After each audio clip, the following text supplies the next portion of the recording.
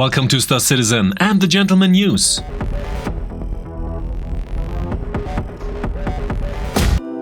This week we got more information about the upcoming Alpha version 3.15, extensive details about the upcoming Anvil Liberator, a new roadmap report, as well as another patch for the current PTU version, which brings many improvements and features to the game. As usual, we have analyzed all the information for you and go into all the details step by step. In the new edition of the Alpha 3.15 Patch Watch, there is new information about the expansion of the NPC spawn system, the spawn closets, new missions, shield variants, the Tobii eye tracker function update, as well as the return of the rocket camera. Spawn closets are rooms or lifts that hide the spawning and despawning of NPCs and allow for new mission types that require NPCs to respawn or despawn. In the future, this technology will be used in almost all locations to facilitate population management, so from civilians and security forces in landing zones to miners and outlaws in caves. In Alpha 3.15, however, they will initially only be found in underground facilities. For this purpose, new missions will be implemented into the game, which can be divided into the following categories. Eliminate All requires the player to eliminate all enemy NPCs in one location. Eliminate Target requires the player to eliminate a specific target. Eliminate Boss, players are tasked with eliminating a heavily armored target, who however only appears to avenge the death of his crew. Steal, players enter an enemy location to identify and steal a number of items guarded by enemies. Dangerous Gathering, players must search in friendly facility for crates using the information in their mobi-glass. At any time during the mission, small enemy attacks may be triggered, which the player can either avoid or help defend the facility. Defending, players join friendly NPCs to defend the facility against multiple waves of enemies. In addition to the basic mission rewards, players receive a bonus for each friendly NPC that survives to the end of the mission. Also, different modifiers can be applied to each mission type, such as kill only NPCs of a certain type or fail if uninvolved are killed. Without the spawn closets, it was previously impossible to spawn NPCs in the middle of a mission, as they would have appeared out of nowhere without warning. Now, reinforcements can be spawned, allowing the player to see where the NPCs are likely to come from. With Alpha 3.14, all shield generators of the same size class were temporarily assigned to the same values to facilitate the first pass of balancing. For the very first pass of shield variations in Alpha 3.15, the team reintroduced shield classes. These classes within a shield size range from D to A, with increasing overall power, with C often being the default base setting. However, in Alpha 3.15 there will be no classification differences. Civilian, competitive, industrial, military stealth between shields to ensure that the balance of classes is optimal before adding more features. Differences in shield performances should be noticeable and understandable without affecting the combat experience. Also with 3.15 we get a gaze-based target selection using the Tobii eye tracker. Here we have the possibility to make a gaze-based target selection, to select a target with head and eye tracking in order to then switch it on as an active target. Aiming the ship's weapons at opponents, such as interaction with MFDs or the buttons in the cockpit, is explicitly excluded. This new function therefore only facilitates target selection, but does not give as an unfair advantage. Furthermore, we can decide in the options menu whether we want to have a total velocity indicator display permanently visible, whether it should be completely hidden or whether it should be hidden when it is close to the center of the HUD. As a feature, the missile camera or cinematic camera function is coming back into the game. For this we have the possibility to assign a key for it again under the key assignments, under Vehicle Missiles. This also works for the new bombs. In that we get a first bomb camera here.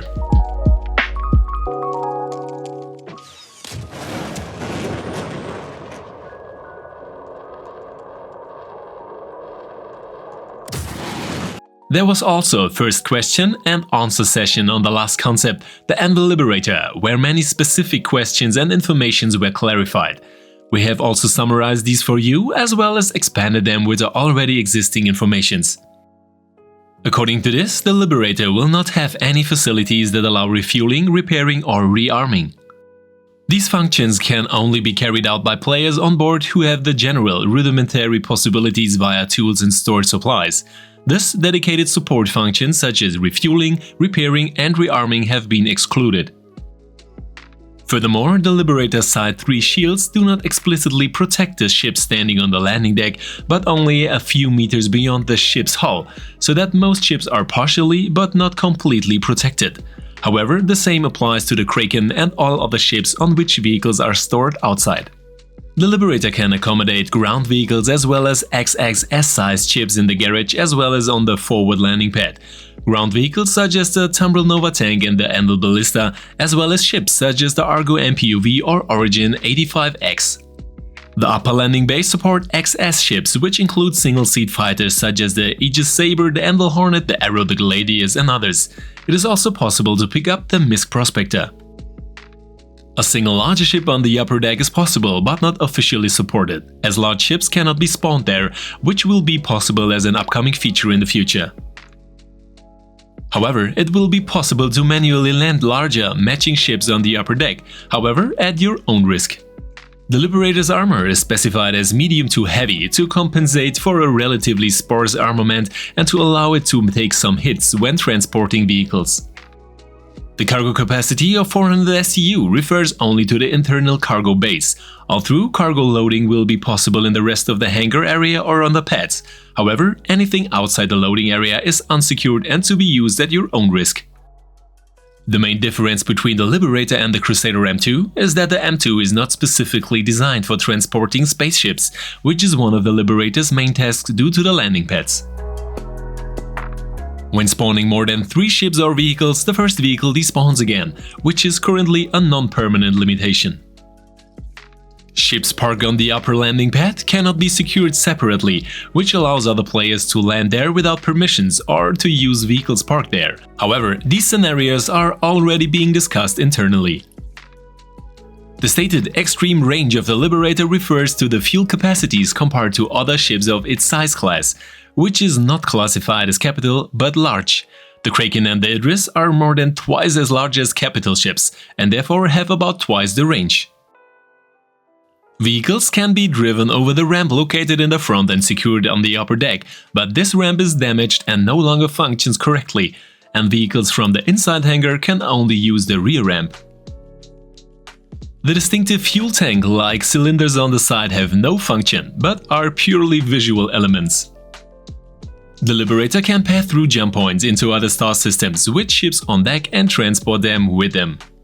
The Liberator was incorrectly categorized in the ship matrix as a capital ship, which will be changed into the large category. The dedicated tractor beam is mounted in a retractable compartment on the passenger side under the upper turret, giving it a long range across the outer pads to facilitate landing and removal of ships. The crews of transported vehicles, not the Liberator's crew of 2, have their own area of the ship with catering, lockers, storage space, a toilet and seating area. Moving on to the latest roadmap roundup, there were some exciting news here too. To start with, the team structure has been adjusted, creating 3 new teams: the Squadron 42 character art, the Star Citizen character art and character tech art teams. These resources of these teams will be used in both Star Citizen and Squadron 42. The Origin X1 has been added to the progress tracker with a near-term release not ruled out. Previously marked as unannounced, the following are areas that have now been marked as visible. The implementation on the Origin 400i into the game. The development and implementation of Restar, a tool for placing modular structures on planetary surfaces, including deforming the surrounding terrain to adequately accommodate these structures. This tool is later used by players to place their own structures, such as the Consolidated Outland Pioneer. This is a direct prerequisite for base building by players, as well as a profound mechanic that brings the dream of owning a home closer. This is really exciting. The Aopoa Zantukai is currently being re-evaluated and adjusted, which means that it will be removed from the progress tracker for the time being. The new shops will be moved to 3.16 for the time being after the final review and extensive testing. No other changes were noted in the current roadmap, with no new features or mechanics announced or added in the Q2 2022, with a planned version 3.18. And the areas located here moved there from other versions and merged. Therefore, Q2 will be an exciting period for the future development of Star Citizen.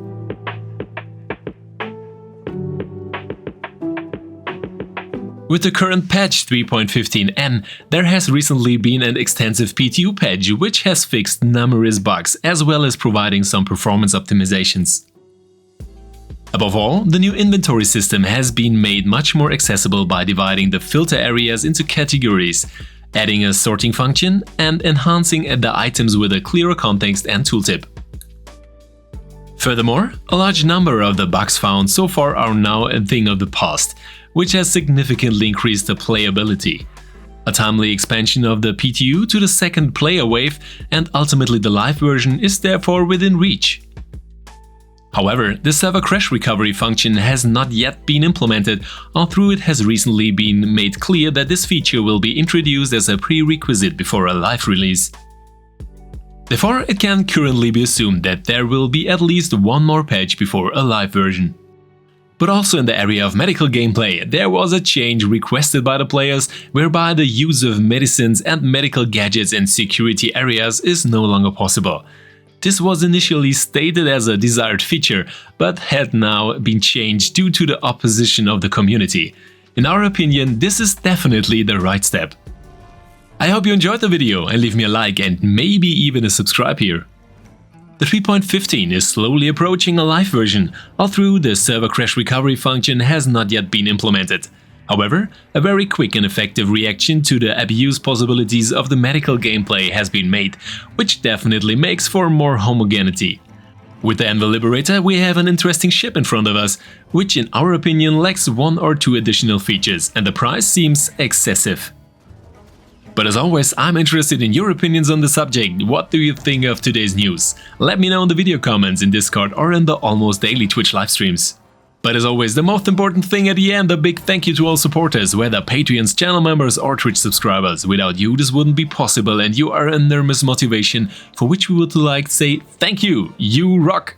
And of course, there will be extensive and top-notch giveaways from the best partners and us again this month. You can find how to take part and what to expect in the following announcement trailer. Good luck!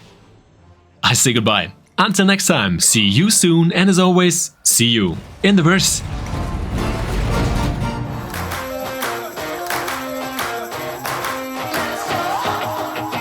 Let's go dancing in the city lights. Paint it red, gonna be no better time. We're feeling high and you know we got a good flow. And there ain't no one gonna tell us no. No, let's go. No hesitating. We gotta move, we gotta shake, we gotta get up on our feet and liberated. You feel like something's out of control. Your mind says yes and your body says oh, let's go, let's go. The sky is lit and it's gonna be a good night. What's mine is yours if it makes you feel alright. I wanna dance, I can feel it in my bones now. Feel the pull, oh, come on, let your body flow. So let's go. No hesitating. We gotta move, we gotta shake, we gotta get up on our feet and liberated. You feel like something's out of control. Your mind says yes and your body says oh, let's go. Let's go, let's go.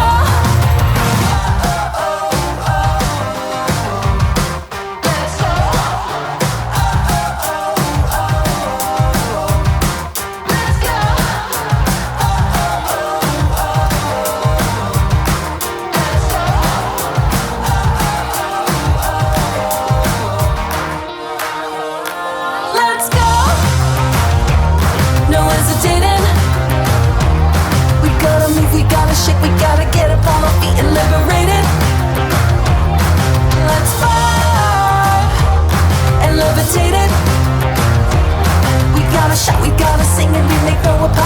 celebrating. Feel like something's out of control. Your mind says yes and your body says oh. Let's go, let's go, let's